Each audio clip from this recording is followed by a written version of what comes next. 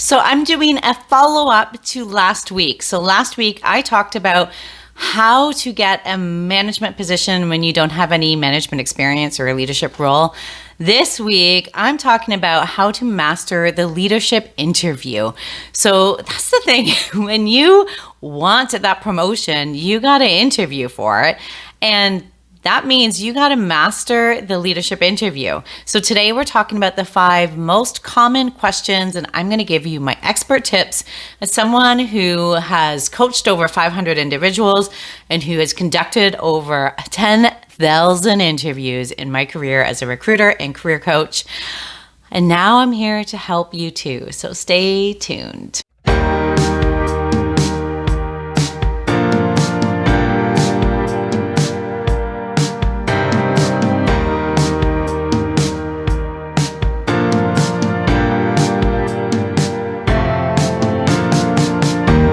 Why, hello there. So my name is Sarah Curto. In case you have not met me yet, I am the career coach who helps people find their dream jobs or land their next promotions by helping them figure out how to work less, make more money, and finally feel fulfilled and happy doing work they love, where they're having the impact that they so desperately want to be having.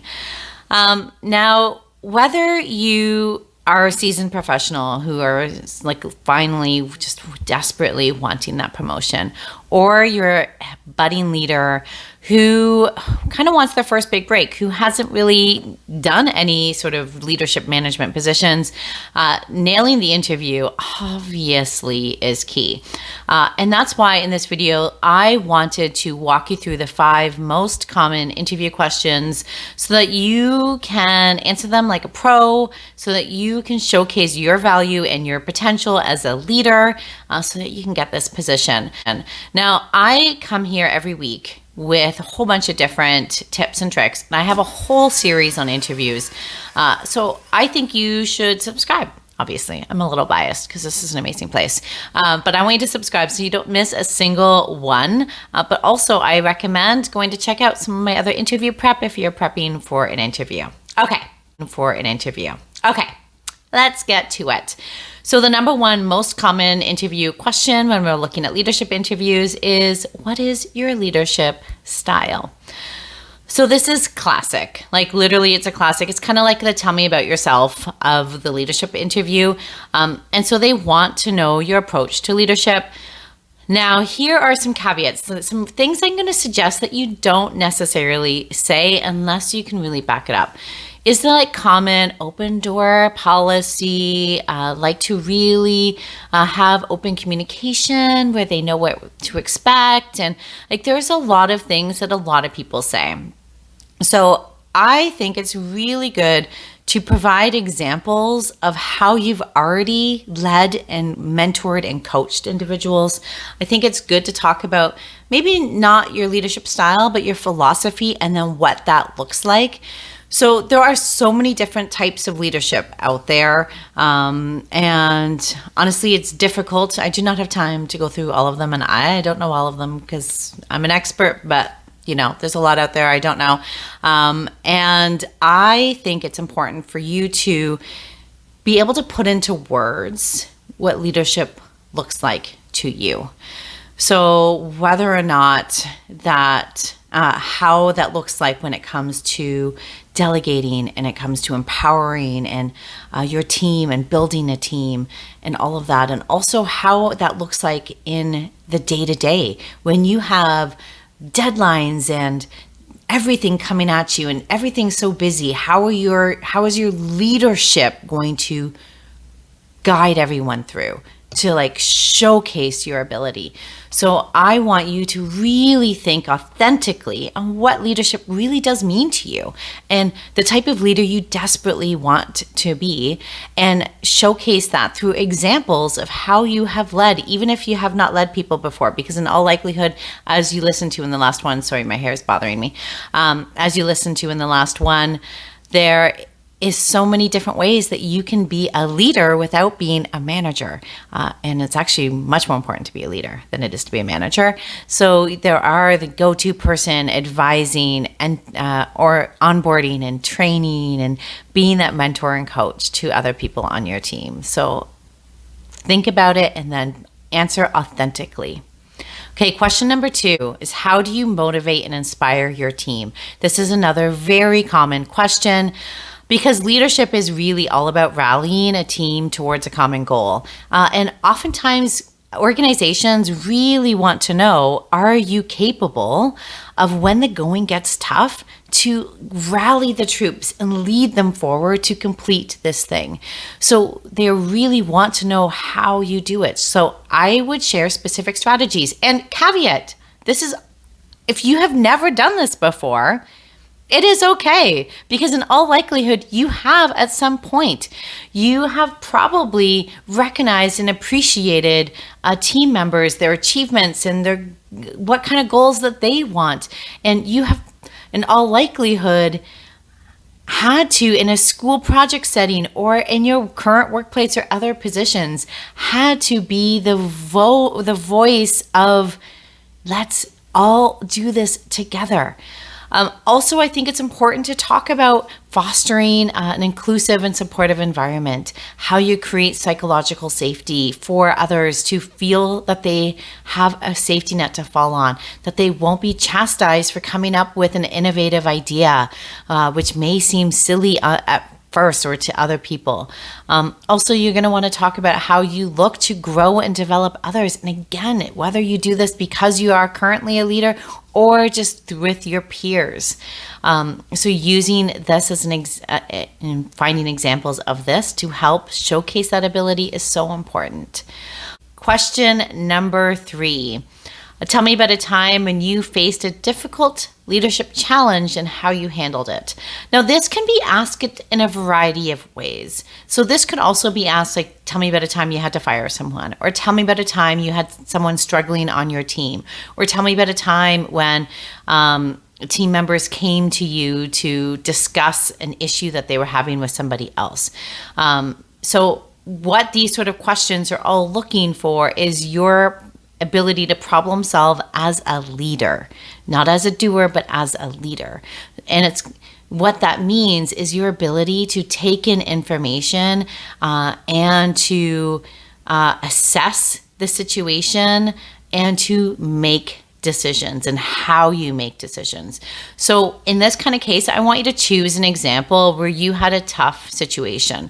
So whether or not they asked about a conflict on your team is a really good one. I always prefer, one of my earliest managers talked about when we were coaching individuals, professionals for their interviews as a recruiter, that using people problems was always the best, because people problems are always the most complicated and complex. So if you have an example of a conflict on your team and how you mediated, how you led through that. But it could also be like a high pressure project. It could be conflicting deadlines, or you're going to have to miss a deadline. I want you to explain how you approach that. And I want you to emphasize your ability to remain calm under pressure, how you seeked input from other key individuals. I want you to talk about how you analyzed those different perspectives, and then how you made a well-informed decision that resolved the issue, that solved the problem. That is the key. Okay, question number 4. How do you handle setbacks or failure? Whew. This is a question people would hate to get. But the thing is leadership, very effective leadership, is not all about your victories. It's not about all about your accomplishments or achievements. It's also about how you handle setbacks. And interviewers, when they're interviewing for leaders, they want to see that you are resilient, that you are agile, that you know how to learn from your failures. The thing is when you are a leader, you have less people watching over you, which means that leadership needs to trust that its leaders can see when something is going wrong.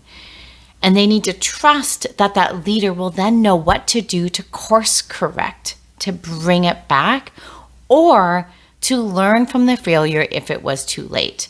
So I want you to share a specific example of where you had to face failure, where you failed, where you did not meet something, where you had to let someone go and you knew that they had more potential, but you just couldn't get it out of them. Anything like that.